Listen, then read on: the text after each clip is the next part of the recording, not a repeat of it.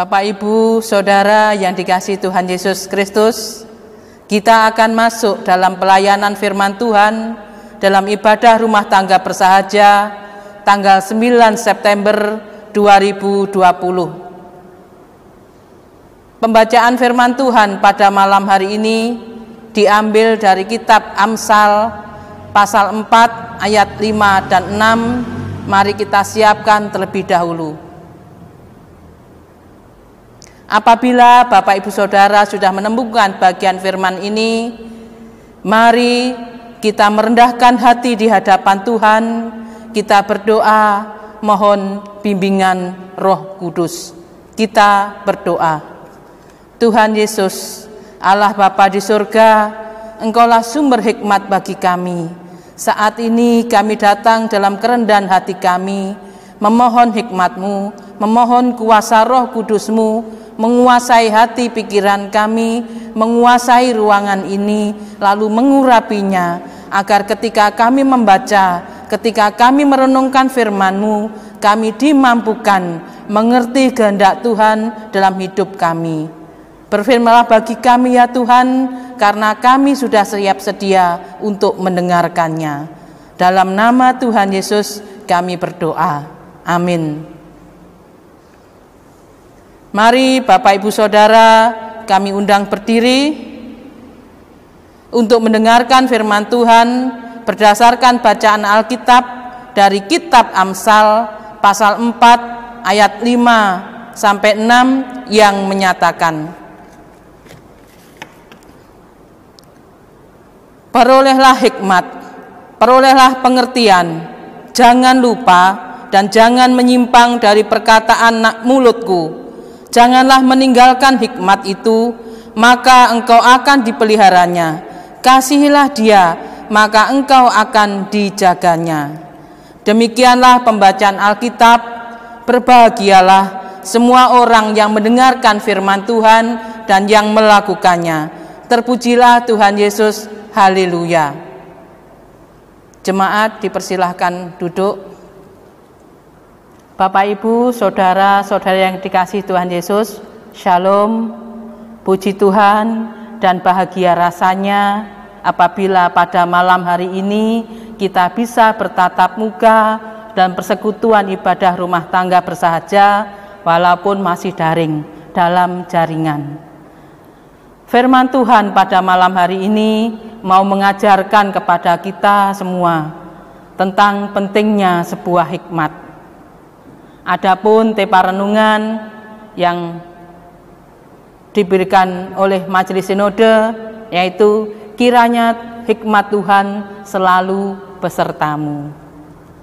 Bapak, Ibu, Saudara yang dikasihi Tuhan, setiap kita pasti membutuhkan yang namanya pemeliharaan, penjagaan, dan perlindungan daripada Tuhan. Apalagi dalam situasi-situasi sulit seperti sekarang ini. Pemeliharaan, penjagaan, dan perlindungan Tuhan sangat kita dambakan. Lalu bagaimana supaya kita senantiasa ada dalam pemeliharaan dan penjagaan Tuhan? Firman Tuhan dari kitab Amsal pasal 4 ayat 5 dan 6 mengatakan, perolehlah hikmat, perolehlah pengertian, jangan lupa, jangan menyimpang dari perkataan mulutku. Janganlah meninggalkan hikmat, maka engkau akan dipelihara. Kasihilah dia, maka engkau akan dijaga. Jadi jelas bahwa supaya kita dipelihara, kita dijaga, dan kita dilindungi oleh Tuhan, maka kita harus satu, memperoleh hikmat. Yang kedua, tidak meninggalkan hikmat. Dan yang ketiga, mengasihi hikmat.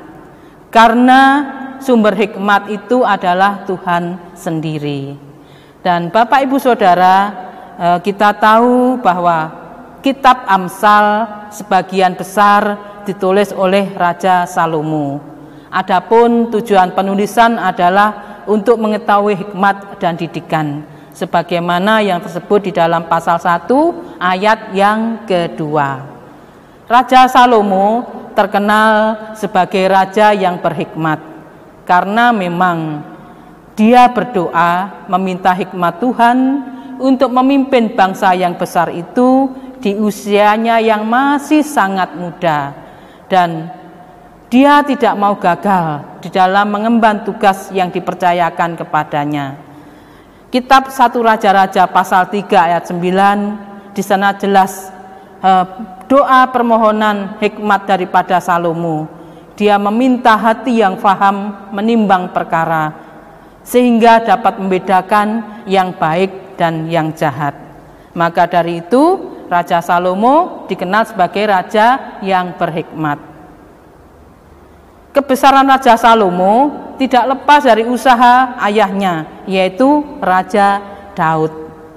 Sebagaimana Daud pada batas akhir usahanya untuk mempersiapkan Salomo membangun bait Allah dan juga menjadi raja atas Israel, maka kita sebagai orang tua bagi anak-anak kita juga akan tiba pada saat yang sama.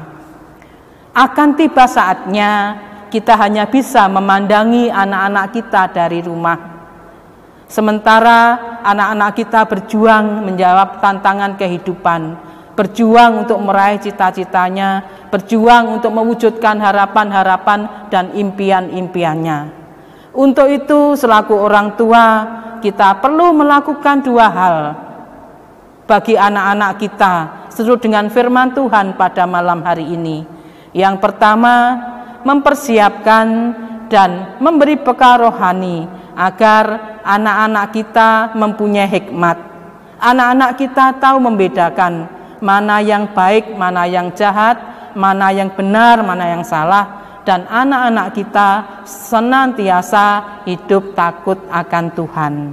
Dan yang kedua, menguatkan dan memperdalam keyakinan anak-anak kita agar mereka tidak akan pernah meninggalkan Tuhan Yesus dalam hidupnya, yaitu dengan cara mengajarkan firman Tuhan secara berulang-ulang. Ketika kita duduk, ketika kita dalam perjalanan, ketika kita berbaring, atau ketika kita bangun, seperti yang tersebut dalam kitab Ulangan pasal yang ke-6 ayat yang ke-7, mengajarkan secara berulang-ulang kepada anak-anak kita tentang firman Tuhan itu, agar iman keyakinan anak kita semakin dikuatkan, semakin diperteguh, sehingga di dalam kehidupan, di dalam tantangan yang ada, anak-anak kita tidak meninggalkan Tuhan. Dan kita sebagai orang tua, kita juga punya tugas bagi anak-anak kita, yaitu mengajak anak-anak kita terlibat dalam berbagai kegiatan yang positif, baik itu di rumah, baik di tengah masyarakat, terlebih di tengah persekutuan gereja Tuhan. Dan yang kedua, mempertemukan anak-anak kita dengan berbagai macam pribadi. Kita pertemukan dengan pribadi yang setia kepada Tuhan, agar anak-anak kita juga belajar menjadi pribadi yang setia kepada Tuhan. Kita pertemukan dengan pribadi yang takut akan Tuhan, agar anak-anak kita juga menjadi pribadi yang takut akan Tuhan. Kita pertemukan dengan orang-orang yang sukses, agar anak kita juga berkeinginan menjadi orang-orang yang sukses. Dan yang ketiga, membiarkan anak-anak kita untuk menggeluti minat dan bakatnya sendiri, dan menentukan pencariannya secara bertanggung jawab. Jangan sampai selaku orang tua kita selalu turut campur di dalam setiap bakat keinginan anak-anak kita.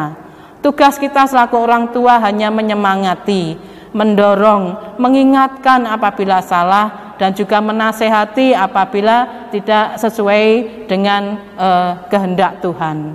Mari kita selaku orang tua, kita senantiasa memberikan dorongan, kita senantiasa memberikan semangat kepada anak-anak kita untuk menentukan hidupnya, untuk memperjuangkan hidupnya.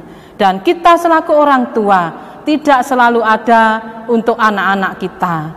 Yakinkanlah dia, yakinkanlah diri kita ketika kita tidak ada bersama dengan mereka, bahwa ada Tuhan yang selalu ada hadir, yang selalu mengajarkan segala sesuatu untuk anak-anak kita, dan mengingatkan anak-anak kita tentang apa yang sudah disampaikan atau diajarkan orang tua kepadanya.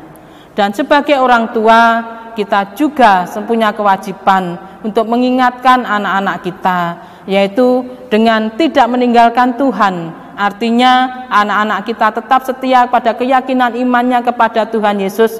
Dan yang kedua, anak-anak kita senantiasa membenci kejahatan, tidak sombong tetapi rendah hati, tulus dan jujur.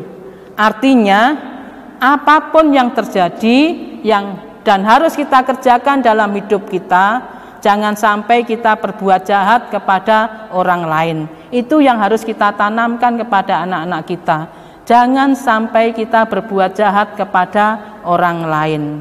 Kalaupun kita belum bisa atau kita belum sanggup berbuat kebaikan untuk menolong orang lain, setidak-tidaknya janganlah kita melakukan kejahatan terhadap orang lain. Dengan demikian kita akan dipelihara, kita akan dijaga oleh Tuhan dalam setiap langkah hidup kita. Untuk itu Bapak Ibu Saudara yang dikasihi Tuhan, mari kita senantiasa memohon hikmat Tuhan dalam keseharian kita, agar kita menjadi orang tua yang bijak dalam menjalani hari-hari yang Tuhan anugerahkan. Kita tahu yang baik dan yang jahat, dan selama kita bisa menjaga diri kita untuk tidak berbuat jahat, maka pengalaman hidup seburuk apapun pasti diubahkan oleh Tuhan menjadi pelajaran yang berharga, yang bermanfaat untuk hidup kita. Sebagaimana orang tua yang selalu memberikan restu dan mendoakan kebaikan anak-anaknya, terlebih lagi Tuhan Yesus, Dia selalu menyertai kita karena Dialah Immanuel, Allah yang selalu beserta dengan kita, yang terus memberikan hikmat-Nya bagi kita, yang terus menuntun langkah-langkah kita dalam kebenaran, sehingga hidup kita selalu dalam anugerah dan kasih-Nya. Kiranya Tuhan Yesus memberkati kita semua. Amin.